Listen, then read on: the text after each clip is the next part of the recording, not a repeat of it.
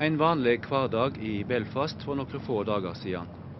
Midt på dagen er trafikken stor. Det er tryggest å handle i sentrum, i forretningsgatene bak sperringene, med streng kontroll av alle som skal inn. No, you're not allowed to take photographs of these gates. Out of the gates? No, you don't take photographs of the gates. Oh, well, okay, we stop that then. Stop. Okay. No more.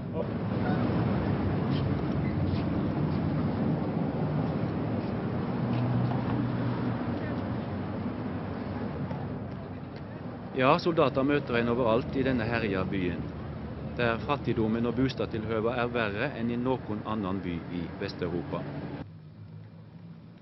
De små, kalde og trekkfulle husa i arbeiderstråka ble bygde så langt tilbake som i 1890-åra. De er nedslitte etter generasjoners bruk og branner og hærverk de siste 10 åra. Av et nytt oversyn går det fram at det finnes 172 000 slike uskikka hus i Nord-Irland. Og i disse husa bor det 600 000 mennesker. Det er rundt 40% av det samla folketallet. I de fleste katolske områder som her svinger arbeidsløsa mellom 20 og 40%.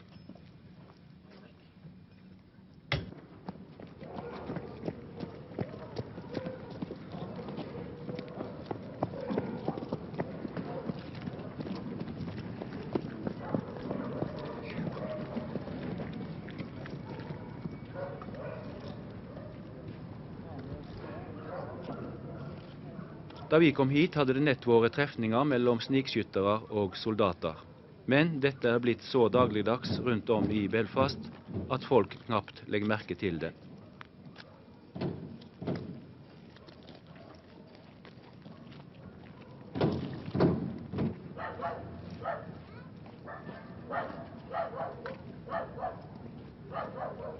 Vi spurte noen framstående personer om ikke Irland og Storbritannia nå sammen kunne finne fram til en løsning for det nordiske folket. Først formannen i det katolske Arbeiderpartiet, John Hume. The British government has always tended to say that this is a matter purely for the United Kingdom, but clearly anybody looking at their situation knows that's patently false. And Mr. Lynch has been speaking recently again about the situation, and we look forward to joint decisive action by both governments.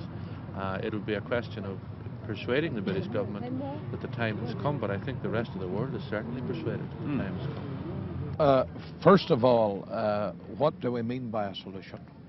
If we mean that the Northern Ireland people are going to give up their place within the United Kingdom and be submerged in an all-Ireland republic under Dublin rule, then that solution, if it is a solution, and in my opinion it's not, that's never on. So you can put that out of the way. We hear a lot of talk about reconciliations, but opposites cannot be reconciled. The Republic claims jurisdiction over our territory. We repudiate that claim, and the majority of the people of Ulster are united to stay within the United Kingdom. Certainly, the Taoiseach has said very recently that it is no use just attacking the effects of the problem, but one must attack the cause. And of course the cause of the problem is partition. In other words, is the existence of the border and British occupation in that part of our country. That is the real issue. The other problems then come from that. Unfortunately, we have a very, very tragic situation in Ireland, and it would be a mistake to think that that tragedy has just continued over the past 10 years. As you'd be well aware, in Irish history, we've had this problem for centuries, and you can be assured that I, as a member of that party, and certainly the Taoiseach and his government, will strive to achieve the aims for which our party was founded, namely reunification of Ireland through peaceful means. Can the Catholics just do anything to improve the situation up here in the north? Well, I think it probably could, but it won't. Is that the lack of willingness? Or? I think it is, yeah. So we have plenty of resources, we have money, we're very rich. I mean, as a church we're very rich, but all the resources are being put into the schools. And the schools could really be given over into the care of the state with no damage whatsoever. And we could use the money we would have as a result for other purposes. but we're not going to do that. So it's really a lack of will rather than lack of resources. But what about the sectarian system of schooling? Is there something to do with that? Well, yes. The one thing which the Catholic Church could do would be to remove segregated schooling, provided that the Protestants, of course, agreed to that. It's really the problem is equally on both sides, and it would need a great effort on the part of both kinds of Christians, Protestant and Catholic, in order to bring that about. We hope that maybe the government would possibly put up proposals which would be acceptable to both the Catholics and the Protestants to reduce the amount of segregation in the schools.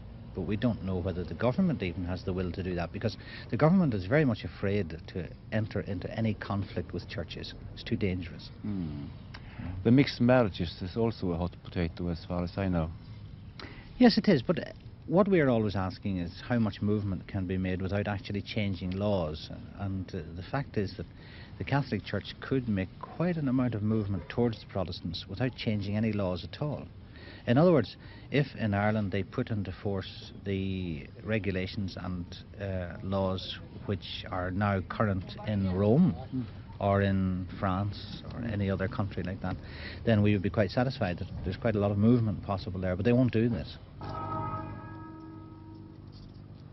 Nei, framtida så visst ikke lys. I mange år vil nok barna vekse opp innan sine delte områder, komme hjem fra sine delte skoler i et delt land.